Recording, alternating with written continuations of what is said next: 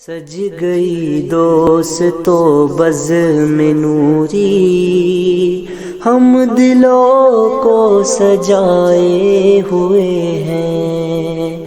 آج موسم آج موسم ہے کتنا سہانا، میرے سرکار آئے ہوئے ہیں۔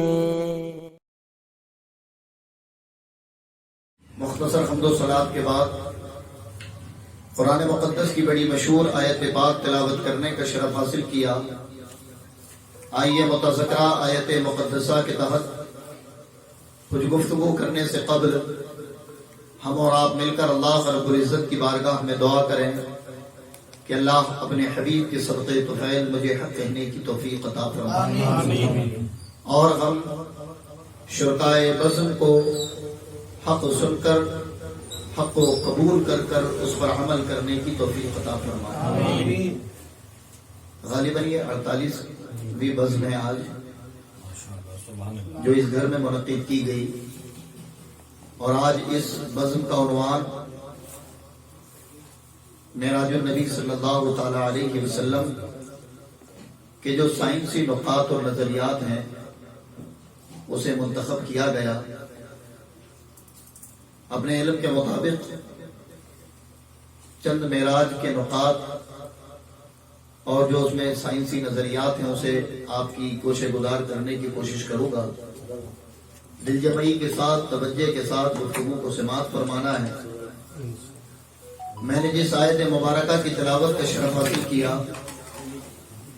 اللہ رب العزت اپنے مقدس کلام مجید میں ارشاد فرماتا ہے، سبحان الذی اسری بعبدہ لیلا من المسجد الحرام الی المسجد الاقصی۔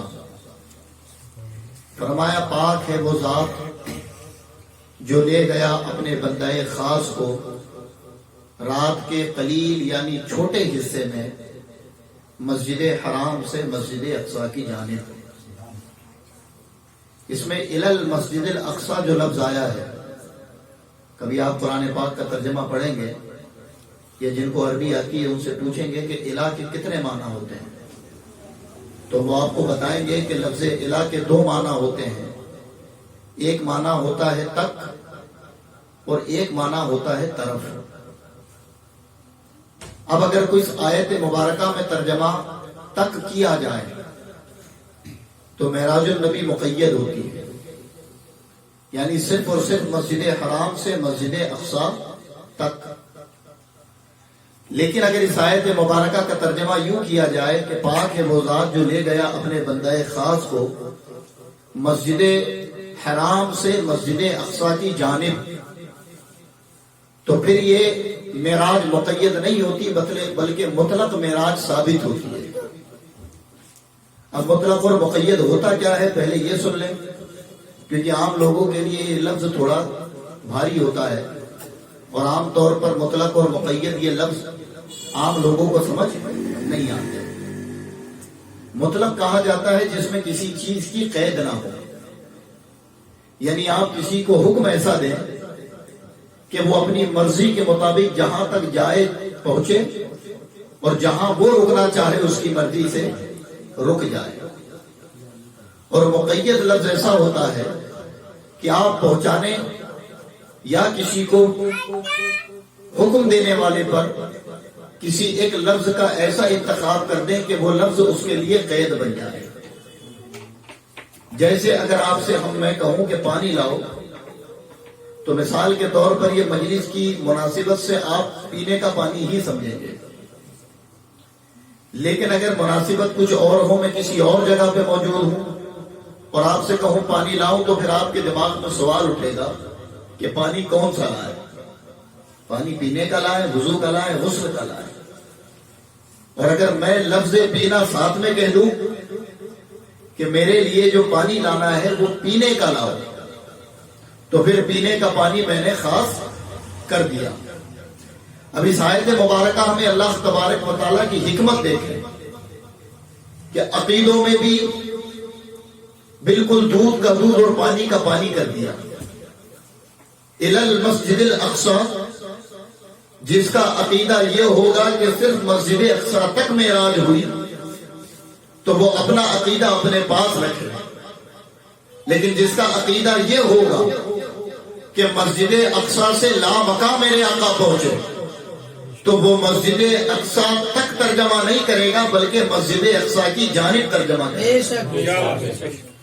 جانب سے بات ختم نہیں ہوتی، تک سے بات ختم ہو جاتی ہے۔ آپ دیکھیں کہ قرآن پاک میں اللہ تبارک و تعالیٰ نے جو نبی کی معراج کا معجزہ بیان فرمایا، سفر معراج کا جو ذکر قرآن کے اندر موجود ہے، وہ ذکر کہاں تک ہے؟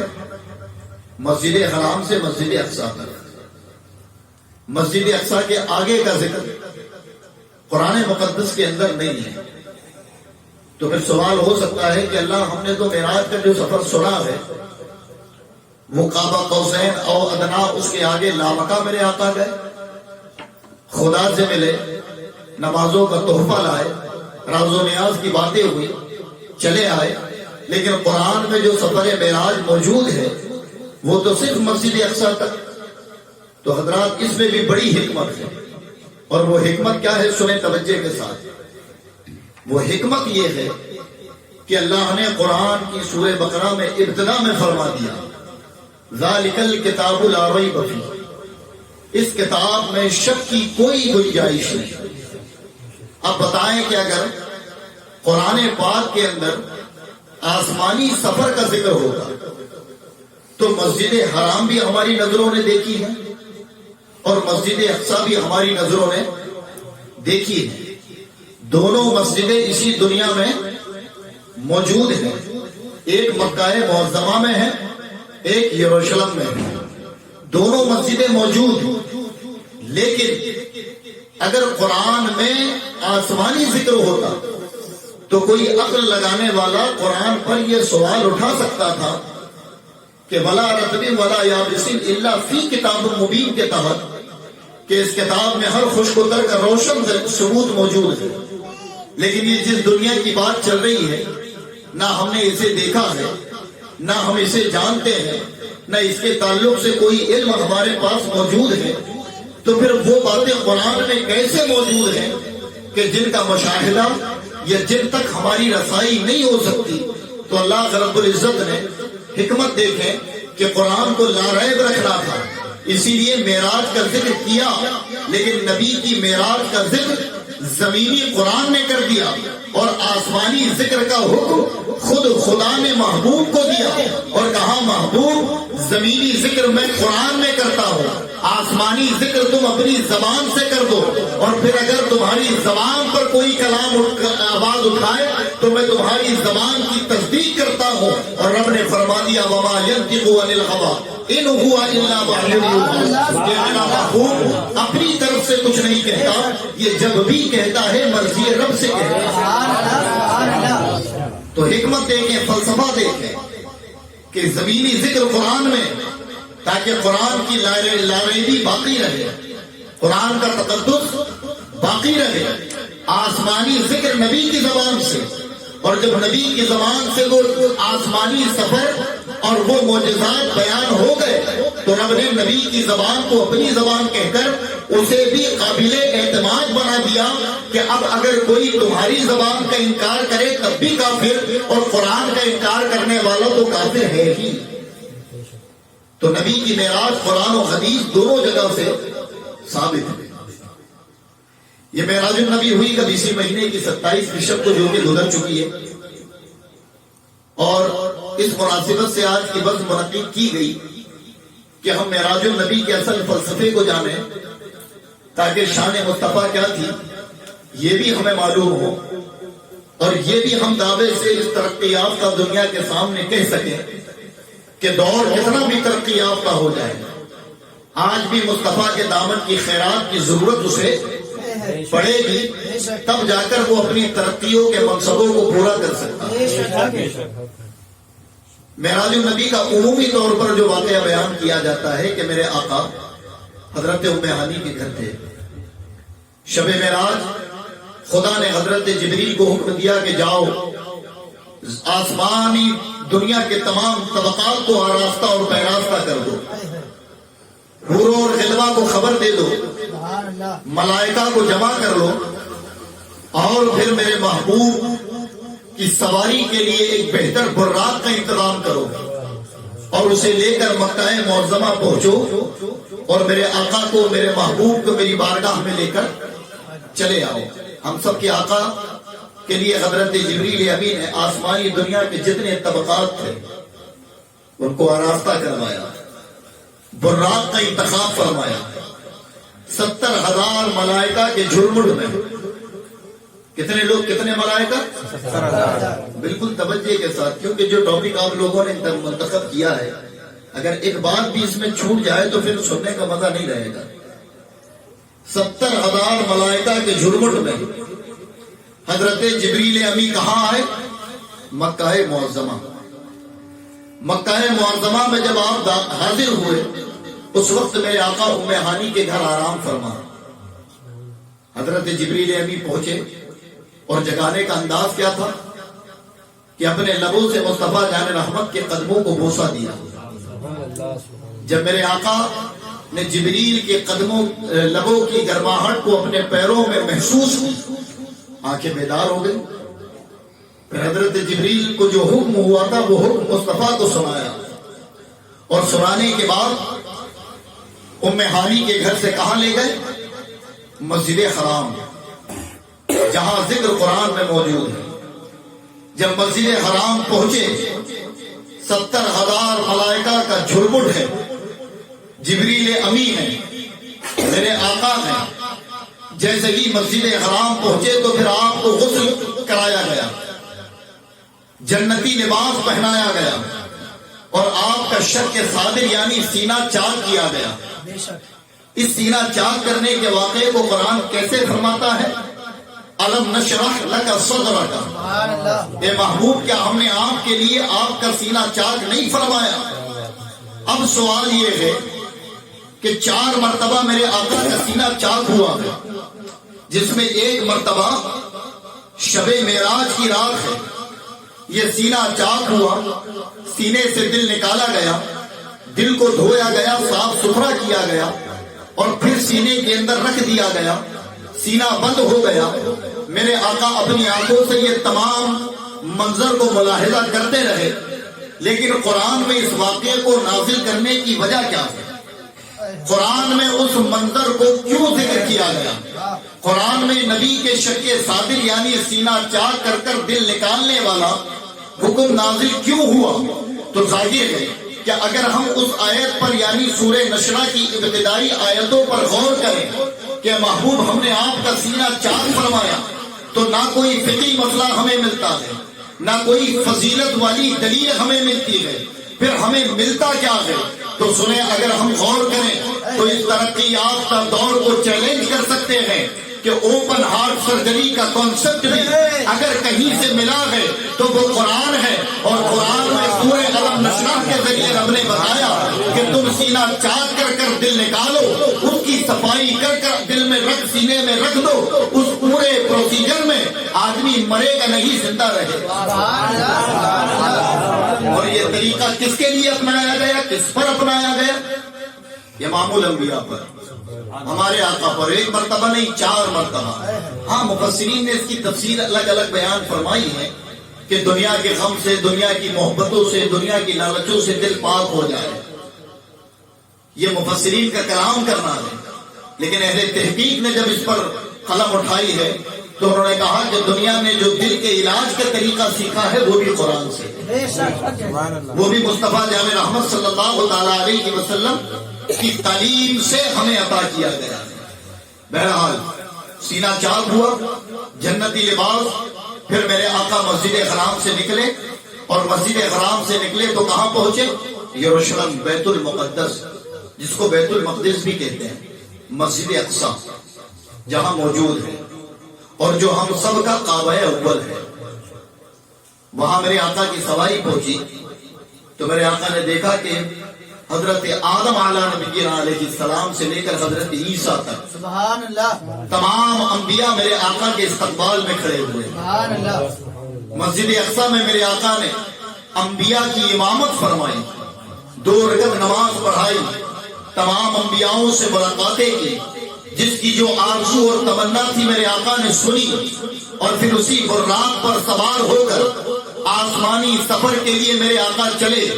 سفر معراج ہے بڑا ڈیٹیلی اور کئی سارے واقعات ہیں، لیکن آج چونکہ جو ہم نے فلسفے کو سمجھنا ہے اور کیا سائنس بھی معراج النبی کو مانتی ہے، معراج النبی کا اعتراف کرتی ہے، اسی ٹاپک پر آج کی بزم کا انعقاد کیا گیا ہے۔ اسی لیے میں بڑے اختصار کے ساتھ معراج النبی کا وہ واقعہ مختصر میں آپ تک پہنچاؤں، تاکہ جب میں آگے باتیں بتاؤں تو وہ بڑے اچھے سے ذہن کے اندر راسخ ہو جائیں۔ مسجد اقصی سے میرے آقا کی سواری چلی، براق پر بیٹھے اور کہاں پہنچے؟ لامکہ۔ حضرت جبریل سدرۃ المنتہا پر جا کر رک گئے، جو ساتوں آسمان کے پار ہے، اور کہا یا رسول اللہ، اس کے آگے اب مجھے پرمیشن نہیں، میری طاقت نہیں ہے، میں نہیں جا سکتا۔ پھر میرے آقا تنہا گئے اور کہاں گئے؟ لا مکہ۔ لا کا معنی عربی میں ہوتا ہے نہیں، اور مکہ کا معنی جہاں کوئی مکہ نہ ہو۔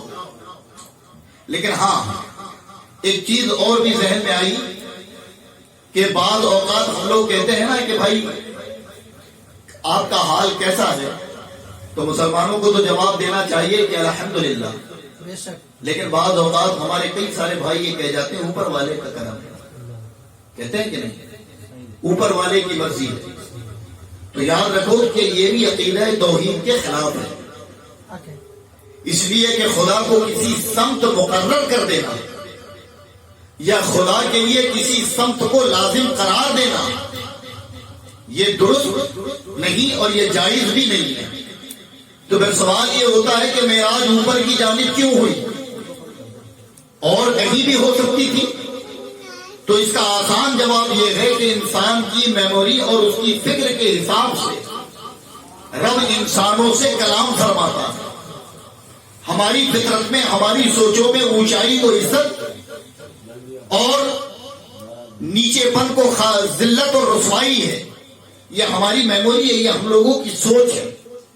تو واقعہ معراج کی اصل بتانا تھا، تو لامکہ عرش اعظم کے پار لے گئے، لامکہ لے گئے، اور پھر جب لامکہ پہنچے تو کیا ہوا؟ خدا سے ملاقات کی۔ خدا سے جب ملاقات کی، راز و نیاز کی باتیں ہوئی۔ کتنی نمازیں ملی؟ 50 نمازیں۔ یہ 50 کتنی ہو گئی؟ 5 ہو گئی۔ کس کے کہنے پر؟ حضرت موسیٰ کے۔ کس کے کہنے پر؟ یہ تمام باتیں ذہن میں رکھیے گا ابھی۔ کس کے کہنے پر ہوئی ہے؟ حضرت موسیٰ کے۔ کون سے آسمان پر ہوئی؟ چوتھے آسمان پر۔ کون سے آسمان پر؟ حضرت موسیٰ چوتھے آسمان پر تھے۔ جب میرے آقا 50 نمازیں لے کر لوٹے تو حضرت موسیٰ سے ملاقات ہوئی، اور حضرت موسیٰ نے کہا یا رسول اللہ، آپ کے امتی اتنے نہیں پڑھ پانے کے، تو یہ بتائیں کہ حضرت موسیٰ تو اس امت کے نبی نہیں ہیں، انہیں معلوم ہے کہ یہ امت نہیں پڑھے گی، تو کیا جس امت کے نبی کو نماز ملی تھی انہیں نہیں معلوم تھا؟ بہت خوب، معلوم تھا یا نہیں؟ پھر میرے آقا موسیٰ علیہ السلام کے کہنے پر بار بار کیوں گئے؟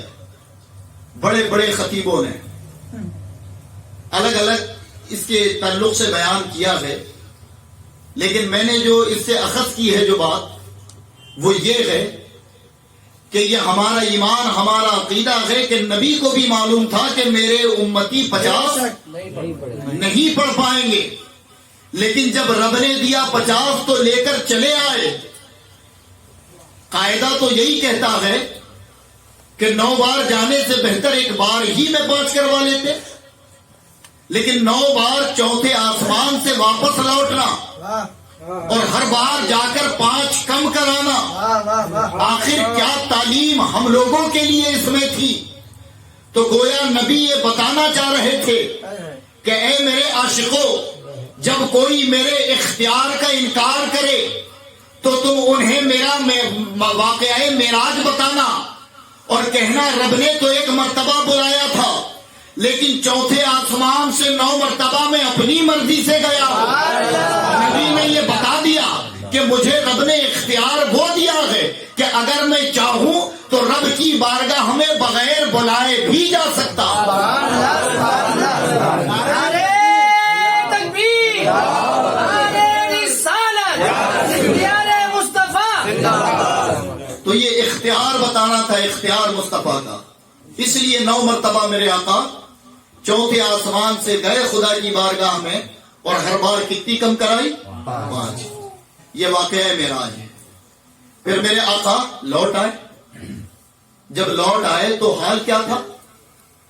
کنڈی ہلتی رہی، بستر گرم رہا، اور لامکا سے میرے آقا 50 نمازوں کو 5 کروا کر، امت کی مغفرت طلب کر کر، خدا سے روز و نیاز کی باتیں کر کر، آسمانی دنیا کے تمام آسمانوں کی سیر کر کر چلے آئے۔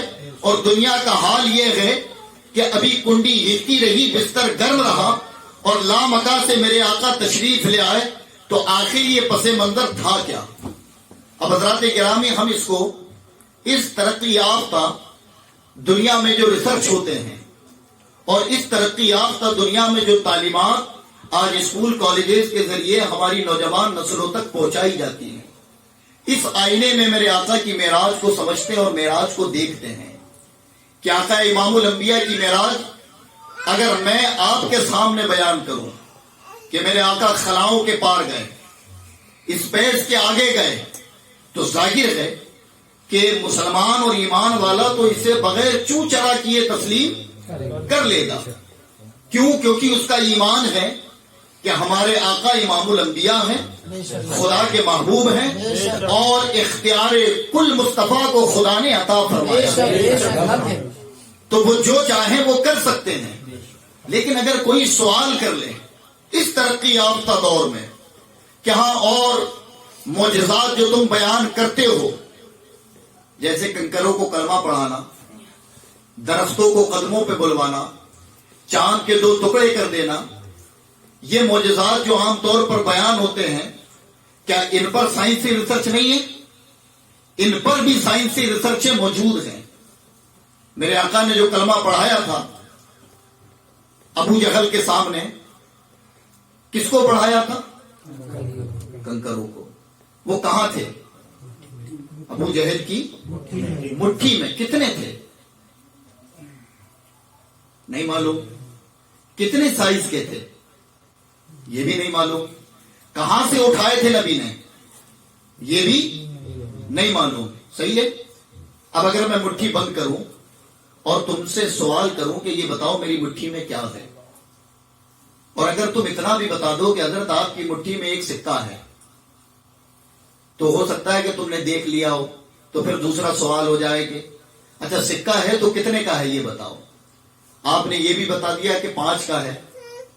اچھا میں آپ سے پھر سوال کر لوں کہ نیا ہے یا پرانا ہے، آپ نے بتا دیا نیا یا پرانا، اور آپ نے کچھ بھی نہیں دیکھا، تو بتاؤ یہ آپ کا بتانا آپ کی غیر دانی کو ثابت کرے گا یا نہیں؟ بولو کرے گا، کیونکہ آپ نے دیکھا نہیں۔ لیکن اللہ کے نبی سے جب اس نے سوال کیا تھا تو اللہ کے نبی بولے نبی ہو تو معجزہ دکھاؤ، تو میرے نبی یہ بھی سوال کر سکتے تھے بتا میری مٹھی میں کیا ہے، یہ بھی سوال کر سکتے تھے بتا کتنے mm کے ہیں، یہ بھی بتا دے میں نے کہاں سے اٹھائے ہیں، یہ بھی سوال ہو سکتا تھا کہ تعداد ہی بتا دے کتنی ہے۔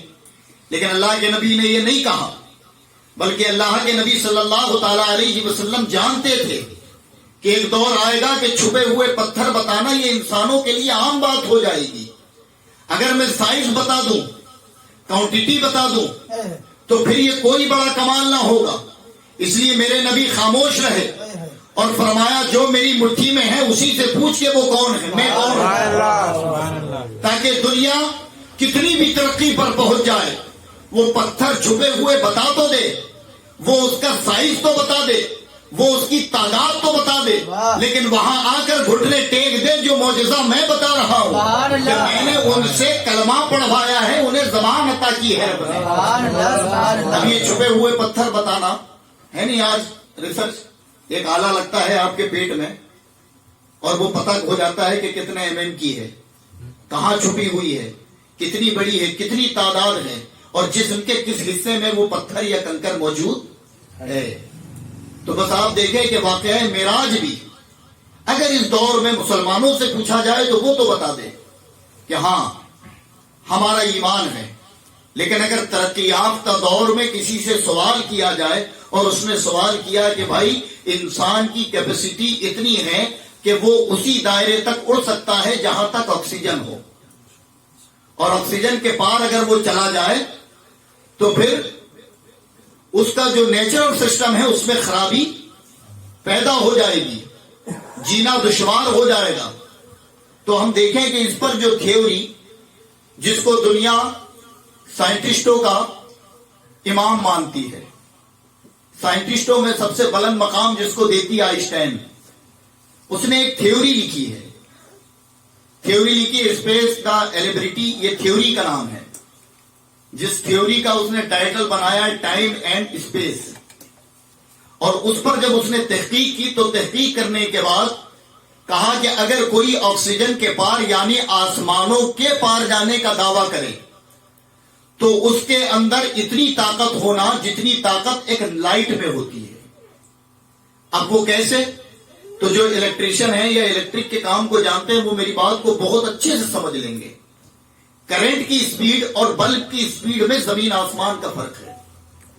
جب ایک وائر میں کرنٹ دوڑتا ہے تو اس کی سپیڈ کو کاؤنٹ کیا گیا ہے کہ کتنے پاور کا کرنٹ ہے تو کتنے کلومیٹر کتنی دیر میں وہ پہنچ جائے گا۔ اس کے لیے آلہ بھی تیار ہے اور اس کو ناپا بھی گیا ہے، لیکن جیسے ہی وہ کسی بلب یا لائٹ میں ٹچ ہوتا ہے جا کر، اور لائٹ جیسے ہی روشن ہوتا ہے تو وہ اپنی طاقت و قوت کے مطابق اپنے دائرے کو کتنی دیر میں روشن کر دیتا ہے، آج تک کسی نے اس ٹائم کو کاؤنٹ نہیں کر پایا۔ آپ بٹن بند کریں اور جیسے ہی آپ نے بٹن کو چالو کیا تو اس کمرے میں لائٹ کتنی دیر میں پھیلتا ہے، اس وقت کو آپ کاؤنٹ نہیں کر سکتے۔ اب سنیں، وہ سائنسداں کہتا ہے کہ وہ آدمی اس دعوے پر کھرا اتر سکتا ہے جو اپنے اندر لائٹ کی 90% اسپیڈ پیدا کر لے۔ کتنی؟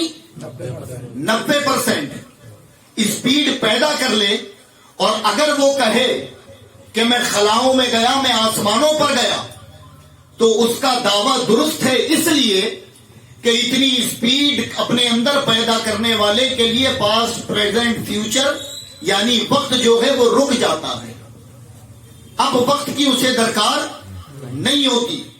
پھر اسی تھیوری میں اس نے ایک لمبا چیپٹر لکھتے ہوئے یہ لکھا کہ جب آدمی یہ اسپیڈ پیدا کر لے، لیکن کتنی؟ صرف 90۔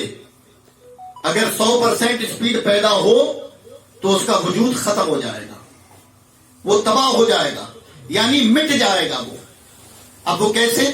ایک مثال ہے، جیسے آپ ٹھوکے میں ہوا بھریں، بلون میں ہوا بھریں اور اس کو آپ چھوڑیں تو وہ جیسے اوپر جاتا ہے ویسے ویسے چھوٹا ہوتا چلا جائے گا، اور جیسے ہی ہوا ختم ہوگی تو وہ پھر زمین کی طرف آنا شروع کر دے گا۔ اوپر سے اسے جو زمین سے جو اونچائی کی طرف اسے لے جاتا ہے، وہ لے جانے والی شے کیا تھی؟ آکسیجن، ہوا جو اس سے نکل رہی تھی، تو وہ تیزی کے ساتھ اسے اوپر لے جا رہی تھی، اور جیسے ہی وہ پریشر ہوا کا ختم ہوا تو وہ اپنی اصل حالت میں جب آیا تو سکڑ جاتا ہے، اور جیسے ہی وہ سکڑتا ہے تو زمین پر گر جاتا ہے، وجود ختم۔ جو اڑ رہا تھا وہ اڑ نہیں سکتا، سائز اصل میں آ گیا، جو سائز اس کا ہمارے ہاتھ میں لیتے وقت تھا۔ یہ ایک مثال ہے، یہ کوئی ریسرچ نہیں ہے، مثال دے رہا ہوں تاکہ جو بات میں بتا رہا ہوں وہ اچھے سے سمجھ میں آ جائے۔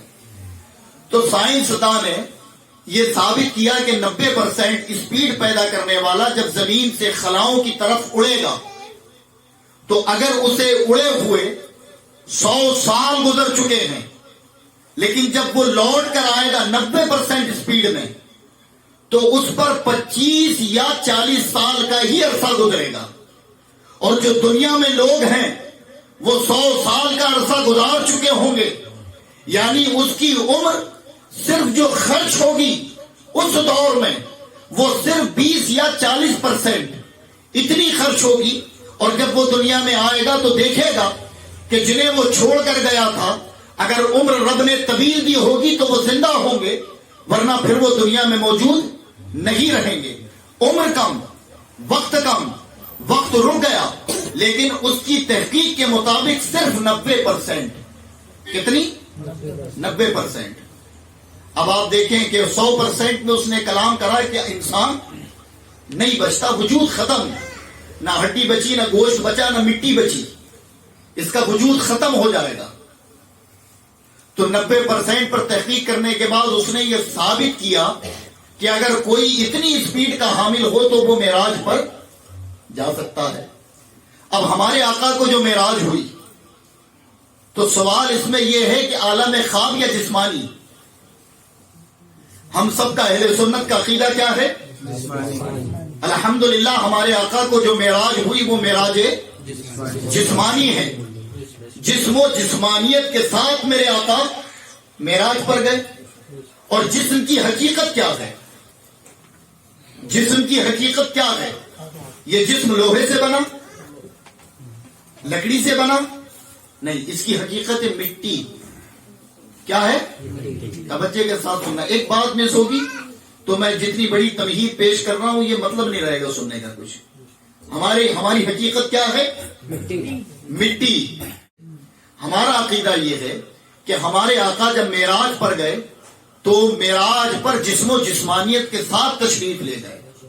اور سائنس کہتا ہے کہ 90% اسپیڈ ہو تو ٹھیک، اور اگر اس سے زیادہ ہو جائے تو وجود تباہ. اچھا 90% اسپیڈ میں بھی زمین سے آسمان کی بات ہو رہی ہے، بادلوں کی نہیں.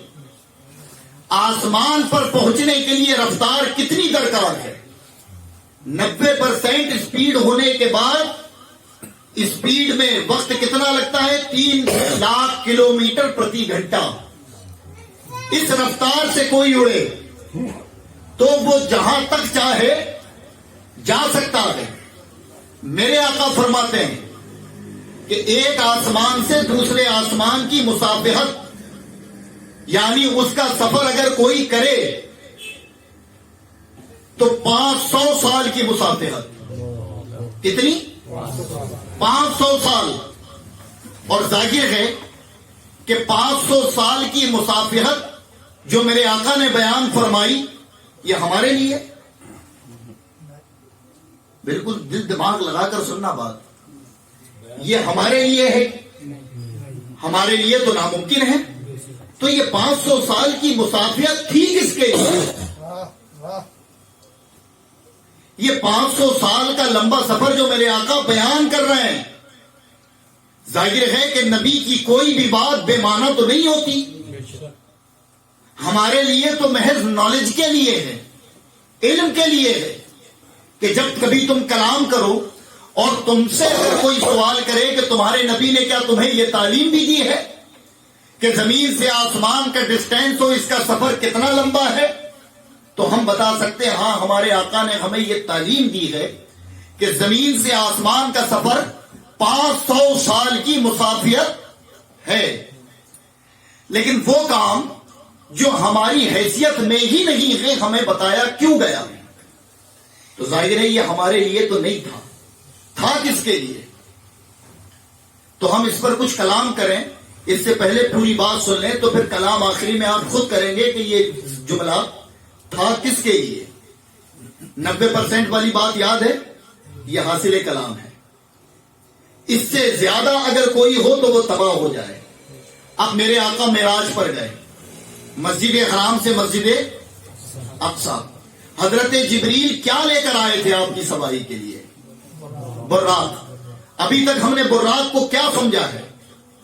ہم نے ابھی تک جو خطیبوں کے ذریعے معراج کے واقعات آپ لوگوں نے خاص طور پر سنے ہوں گے تو ایک تصور، ایک امیج بنی ہوگی براق کو لے کر کہ وہ کوئی اونٹ ہوگا، کوئی گھوڑا ہوگا، یا پھر پر والا گھوڑا ہوگا کہ اس کے پر ہوں گے، جنت کی کوئی سواری ہوگی، عالیشان طریقے کا کوئی اہتمام ہوگا. یہی اس لیے کہ براق کی اصل تو ہم تک پہنچائی ہی نہیں گئی. تو سنیں براق ہے کیا؟ عربی زبان میں برق کی جمع ہے براق، اور برق کہا جاتا ہے روشنی کو، سبحان اللہ. برق کہا جاتا ہے نور کو. تو میرے آقا جس سواری پر سوار ہوئے وہ سواری کس کی تھی؟ نور کی.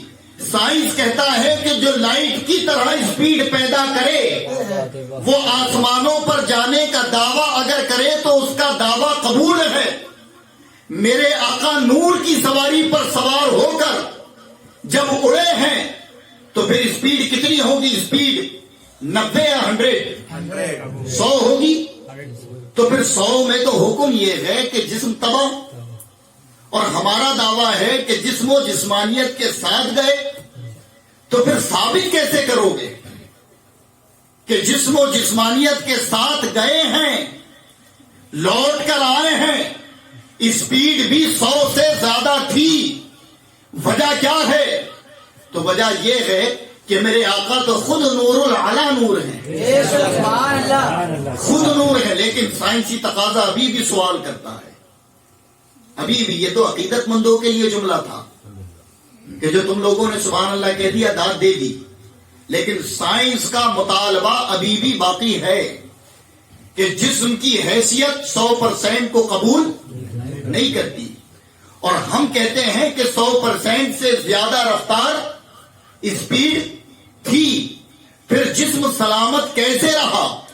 تو حضرات جسم ہمارا اور آپ کا کیا ہے؟ مٹی. ہمارے آقا کا کیا ہے؟ تو یہ نور کہنے سے ہو جائے گا؟ اگر نور آپ نے کہہ دیا تو نور ہو گیا. بھائی ظاہر ہے کہ قرآن میں اللہ نے فرمایا قل انما انا بشر مثلکم. اے محبوب آپ فرما دیں کہ میں بشر ہوں، اور بشر کی حقیقت مٹی. اور نبی نے خود کہا ہے میں بشر. پیدا بھی ہوئے اور دفن بھی ہیں تو مٹی. لیکن قرآن نے ایک مقام پر اور بھی کہا قد جاءکم من اللہ نور. سبحان اللہ. جہاں نبی نے بشر کا، اچھا دونوں آیتوں میں دیکھیں آپ فرق کتنا بڑا ہے. ایک مقام پر کہا محبوب آپ کہیں کہ میں بشر ہوں، لیکن جب نور کہنے کی باری آئی تو یہ نہیں کہا کہ نور بھی آپ کہیں، بلکہ رب نے کہا تحقیق کہ تمہارے پاس نور آیا. کہ میں نور کہوں گا یہ سند ہوگی، تم بشر کہو گے یہ عاجزی ہوگی. اب میرے آقا بشر بھی ہیں، جو نہ مانے وہ مسلمان نہیں. نور بھی ہیں، لیکن ہم نے تو ثابت کرنا ہوگا، کیونکہ بشر اگر ہیں تو اصل خاک، اور نور اگر ہیں تو پھر خاک سے کوئی لینا دینا نہیں. لیکن ہم جب دیکھتے ہیں کہ پیدا ہوئے مکہ میں، دفن ہے مدینہ منورہ میں، تو ظاہر ہے اور خود فرمایا کہ جو جس مٹی سے بنا اسی مٹی میں دفن ہوگا. تو کیا میرے آقا مدینے کی مٹی سے بنے تھے؟ یہ کیسے نہیں کہہ سکتے ہو آپ؟ بھائی یہ جملہ میرا تھوڑی ہے، یہ جملہ تو خود میرے آقا کا ہے کہ جو جس مٹی سے بنا اسی مٹی میں دفن ہوگا. تو ہم اس کا انکار کیسے کر سکتے ہیں؟ تو یہ تو سوال ہے کیا مدینے کی مٹی سے میرے آقا کا خمیر تیار ہوا تھا؟ پیدا کہاں ہوئے؟ مکہ میں. دفن کہاں ہے؟ مدینے میں. پہلے اس کی وجہ سنیں. وجہ یہ ہے کہ جب اللہ نے کن کہا ہو جا، تو جو وجود میں سب سے پہلی زمین کوئی آئی تھی وہ مکہ کی زمین تھی، جو سینٹر آف ورلڈ ہے، دنیا کا بیچ ہے، جہاں مکہ معظمہ خانہ کعبہ موجود ہے. سب سے پہلے تو محبوب کو پیدا وہاں کیا جو افضلیت میں سب سے پہلی ہے. دفن مدینے میں ہے، اور مدینے میں کہاں؟ خود اپنی بیوی کے حجرے میں، حجرے عائشہ میں ہی نبی کا مزار ہے. تو پیدا ہوئے مکہ میں، دفن ہو گئے مدینے میں. اب کوئی کہہ سکتا ہے کہ ٹھیک ہے مدینہ بلند ہے اسی لیے نبی کے جسم کی مٹی مدینے کی تھی، لیکن حضرات خدا کا فضل دیکھیں، اور جب خدا عشق دیتا ہے کسی کو تو وہی ایسے الجھے ہوئے مسئلوں کو سلجھانے کی اپنے اندر طاقت و قوت رکھتا ہے، اور یہ سوائے علماء اہل سنت کے کسی اور کا حق نہ تھا اور نہ کبھی ہو سکتا ہے۔ اب دیکھیں اس الجھن والے مسئلے کو سلجھایا کتنی آسانی سے۔ پس منظر دیکھا گیا، ہوئے پیدا مکے میں، دفن ہے مدینے میں، کیا مدینے کی مٹی سے بنے؟ عام آدمی کہے گا ہاں، لیکن سنو، مدینے کی جس مٹی میں میرے آقا دفن ہے، میرے آقا نے اپنی حیات میں کہہ دیا تھا میرے گھر سے میری ممبر تک کا جو حصہ ہے وہ ریاض الجنہ ہے، یہ جنت کا ٹکڑا ہے، اور بتائیں جنت نور ہے تو میرے آقا کی ابتدا نور سے ہوئی، دفن بھی نور میں۔ سبحان اللہ، سبحان اللہ، تکبیر، نعرہ رسالت، مسلک اعلی حضرت، جشن معراج النبی، ابتدا نور، اول ما خلق اللہ نوری، ابتدا نور، اور انتہا بھی بظاہری طور پر جو وفات فرمایا آپ نے وہ کہاں؟ نور میں۔ اب اگر کوئی کہے کہ ہاں ادبن ریاض الجنہ کہا جائے، جنہوں نے مدینہ منورہ گئے ہیں، جنہوں نے وہاں نماز پڑھی ہے، وہ بہتر جانتے ہیں۔ ادبن کہا گیا ہوگا چونکہ نبی نے کہا ہے، نبی یہاں رہے، یہاں نمازیں پڑھی ہیں، تو حضرات اگر نبی نے ادبن کہا ہے تو پھر قرآن کی اس آیت کا کیا کرو گے؟ وما ينطق عن الهوى سبحان اللہ، ان هو الا وحی یوحی، کہ میرا محبوب اپنی طرف سے کچھ نہیں کہتا، بے شک۔ تو ظاہر ہے کہ اسے ریاض الجنہ نبی نے نہیں بلکہ خدا نے بنایا ہے، اور جنت کی اصل نور ہے، تو میرے آقا کی ابتدا بھی نور، انتہا بھی نور۔ تبھی کہا گیا تیری نسل پاک میں بچہ بچہ نور کا، تو ہے عین نور، اور عین نور کب کہ ابتدا بھی نور ہے، انتہا بھی نور، تو ہے عین نور، تیرا سب گھرانہ نور۔ سبحان اللہ، دفن نور میں۔ اب سائنس کی تھیوری پر اگر آئے تو سائنس نے جو کلام کیا ہے وہ مٹی کا جسم رکھنے والے کے لیے، لیکن ہمارے نبی کا تو جسم بھی نوری ہے، تو پھر آپ کے لیے وقت کوئی درکار نہیں، آپ جتنی اسپیڈ اور رفتار میں چاہیں جائیں۔ لیکن اب ایک بات اور کہ جب میرے آقا گئے تو گئے اور لوٹ آئے تو ہوا کیا تھا؟ کنڈی ہلتی رہی، بستر گرم رہا۔ یہ سائنس سے تو ثابت ہو گیا نا واقعہ معراج، کہ سائنس نے ثابت کیا جو اس اسپیڈ کا ماہر ہو وہ آسمانوں کے پار جا کر آ سکتا ہے۔ میرے آقا معراج پر گئے، چلے آئے، لیکن میرے آقا نے اپنی حیات میں کہا تھا کہ ایک آسمان سے دوسرے آسمان کی مسافرت 500 سال کی مسافرت ہے۔ کتنی؟ 500 سال۔ تو جب میرے آقا معراج پر گئے تو کتنے سال لگے ہوں گے؟ 7 آسمان تھے، 7 آسمان کو میرے آقا نے پار کیا، پھر عرش اعظم، سدرۃ المنتہا، مکہ، قاب قوسین او ادنا، پھر لامکہ، تو کتنے برسوں میں لوٹے؟ کتنے سال گزرے؟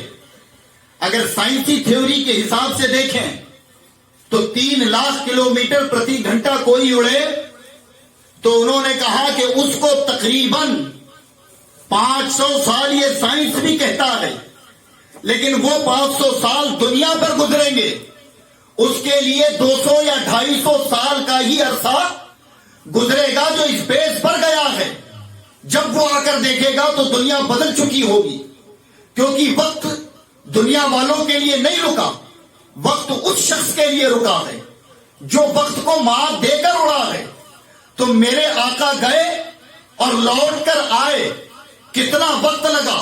اگر سائنسی تھیوری میں دیکھیں تو 500، میرے آقا نے جو ہمیں نالج کے لیے علم دیا وہ 500، تو کیا میرے آقا اس اسپیڈ سے اگر گئے تو سائنسی تھیوری کے حساب سے 200 یا 250 سال میں واپس آئے؟ اب ہم کہیں کہ نہیں، میرے آقا کی رفتار تو بڑی اعلیٰ تھی، تو کئی سال میں لوٹے، کئی مہینوں میں لوٹے، یا پلک جھپکنے میں لوٹے؟ ہم اس پر اگر کلام کریں تو ہمارا ہر ایک کلام دوسرے کلام کی مخالفت کرتا نظر آئے گا. اس کی وجہ کیوں ہے؟ کیا ہے کہ اللہ نے فرمایا ان اللہ علی کل شیء قدیر، اللہ ہر چیز پر قادر ہے. وہ چاہتا تو اپنے محبوب کو پلک جھپکتے بلائے اور پلک جھپکتے لوٹا دے. یہ ہمارا ایمان. لیکن اس کو تسلیم کون کرے گا؟ جو ایمان والا ہو، جو قرآن کو اپنی کتاب مانتا ہو.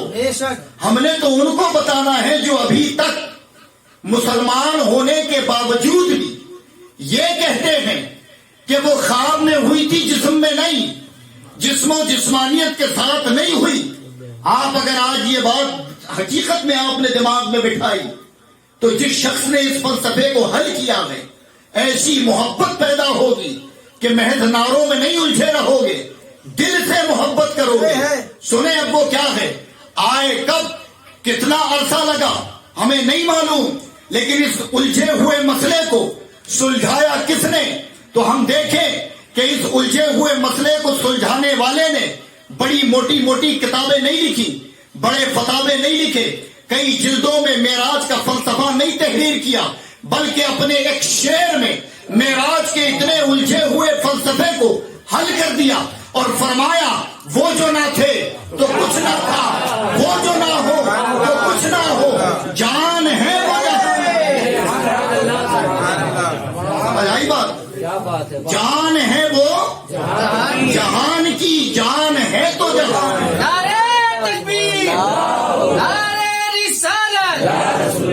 اچھا، جہاں جہاں بھی میں نے اس جملے کو بیان کیا ہوں ابھی تک، تو پہلی بار میں مجھے لگتا ہے ایسا ہے کہ میں سمجھا ہی نہیں پایا ہوں عوام کو. بہت کم ہی لوگ ہوتے ہیں جو پہلی بار میں سمجھ جاتے ہیں، ورنہ ایک چھوٹی عام مثال دے کر پھر اتنی بڑی بات کو ان کے دماغ میں اصل معنوں میں ڈالنی ہوتی ہے. وہ مثال ہمیشہ استعمال کرتا ہوں، آج پھر کرتا ہوں.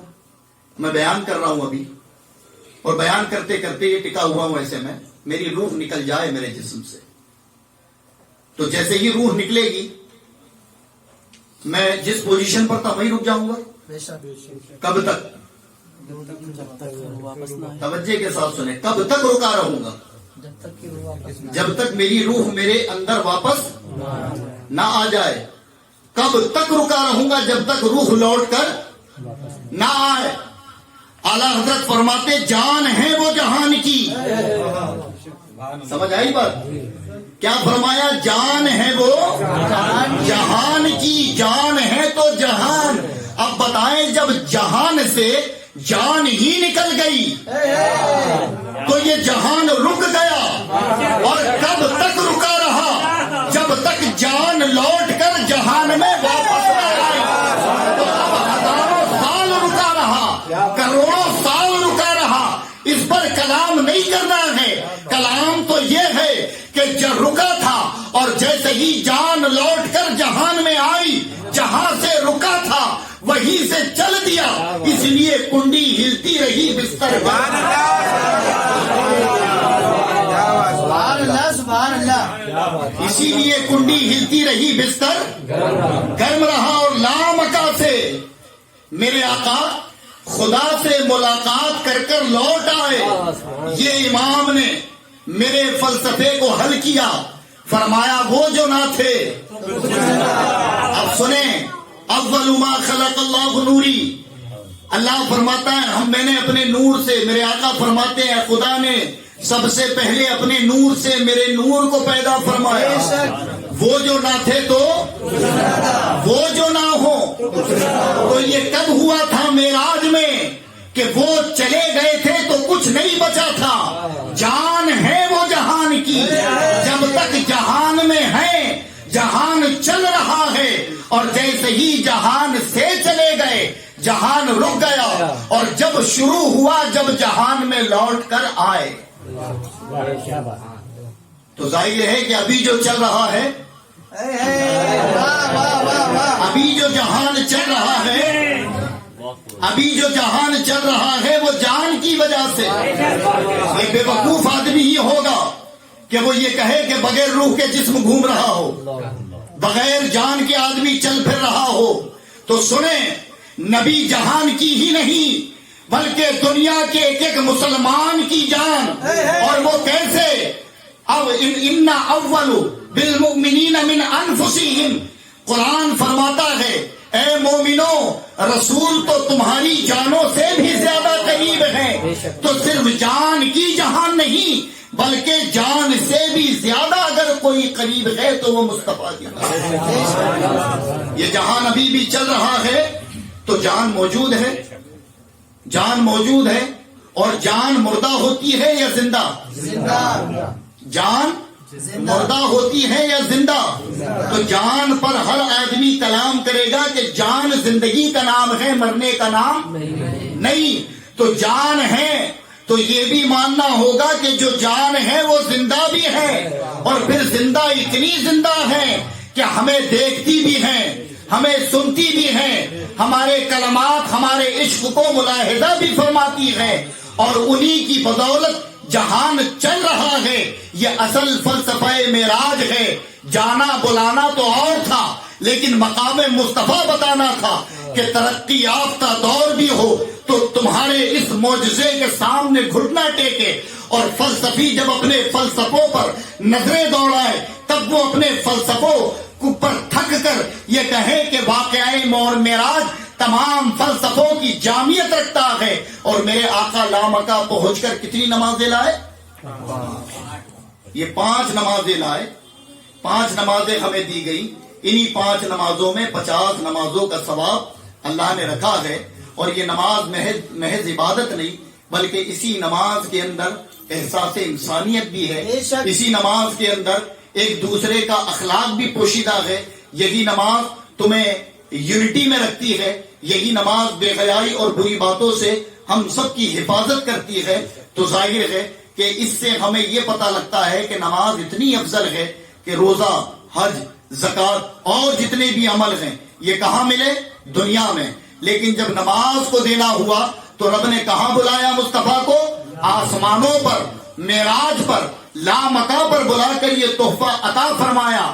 کس کے لیے؟ ہم گناہگاروں کے لیے. اور وجہ کیا تھی کہ نبی نے وہاں بھی کہا تھا رب حبلی امتی، کہ میری امت کو بخش دیں، میری امت کو بخش دیں. اور جب اس واقعے کو میرے امام نے پڑھا تو کیا کہا؟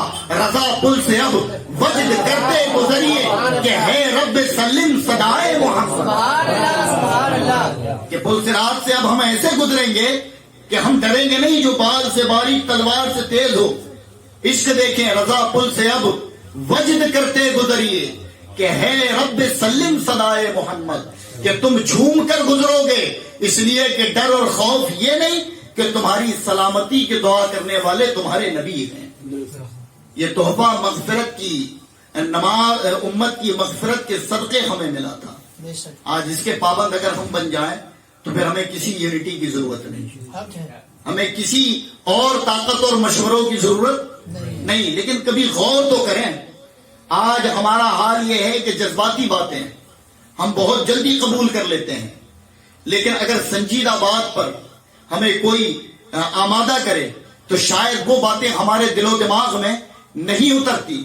آج ہماری مسجدیں ویران ہیں، بازاروں کا حال آپ نے دیکھا ہے.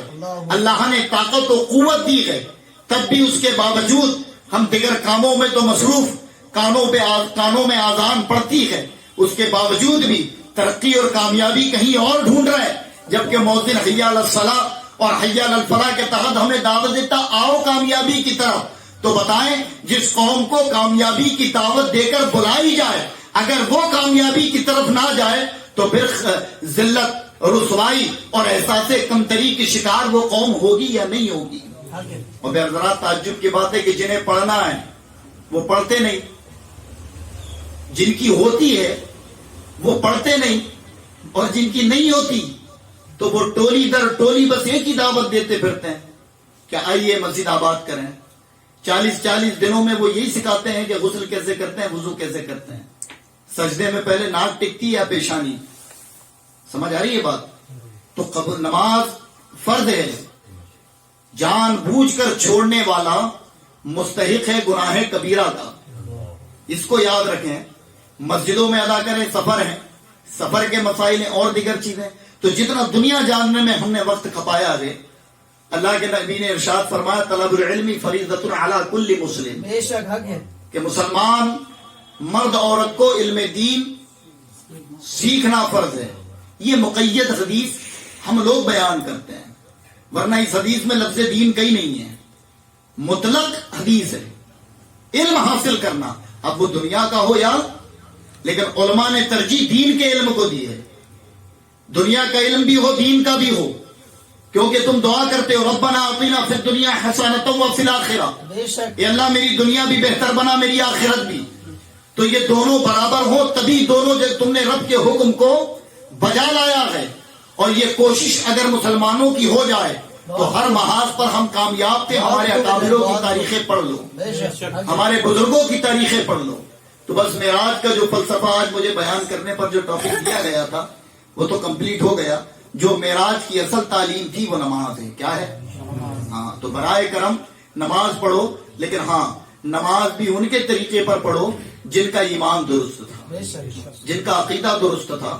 آج جو بیک گراؤنڈ میوزک چل کر آنکھوں میں آنسو بھر کر لوگوں کو یہ بتاتے پھرتے ہیں کہ تم ایک دوسرے کے پیچھے نمازیں نہیں پڑھتے ہو، تم ایک دوسرے کے پیچھے نماز پڑھنے سے کتراتے ہو. معذرت چاہوں گا کسی کو برا لگ جائے تو، لیکن یہ بات جو حق ہے وہ حق ہے کہ ایک دوسرے کے پیچھے تم نمازیں نہیں پڑھتے ہو. رسول پاک صلی اللہ تعالی علیہ وسلم نے کتنا اخلاق اور کتنا کردار دیا. تو یہ بتاؤ کہ 1400 سال بعد جو پیدا ہوئے ہم لوگ، ہم زیادہ رسول کے اخلاق کو جانتے ہیں یا جنہوں نے مصطفیٰ کے پیچھے نمازیں پڑھی ہوں وہ جانتے ہیں؟ جن نے مصطفیٰ کے پیچھے نماز پڑھی. تو حضرت مولائے کائنات شیر خدا نے کیا مسجد نبوی میں عثمان غنی رضی اللہ تعالیٰ کے قاتلوں کے پیچھے نماز پڑھی تھی؟ نہیں. امام حسین نے کربلا میں یزیدی سواد اعظم کی حدیث پیش کرتے پھرتے ہیں جو لوگ، کیا امام حسین نے یزیدی 22,000 بڑی جماعت تھی تو کیا بڑی جماعت کے چکر میں وہ 22,000 کے پیچھے نماز پڑھی تھی؟ نہیں پڑھی تھی. یہ تعلیم دی تھی کہ نماز بجماعت تبھی ہوگی جب پڑھانے والے کا عقیدہ درست ہو. بے شک حق ہے. وہ مصطفیٰ جان رحمت کا سچا فرما بردار، مصطفیٰ جان رحمت کا تابع دار ہو. اللہ تبارک و تعالیٰ سے دعا ہے کہ معراج النبی اس معجزے کو ہمارے ذہن و دماغ میں اللہ بسائے. نبی کے معجزوں کو ہم اپنی نسلوں تک پہنچائیں تاکہ ہماری آنے والی نسلیں مصطفیٰ جان رحمت کے ان معجزوں سے آشنائی پا کر عشق مصطفیٰ اپنے اندر بہتر طریقے سے بسائیں.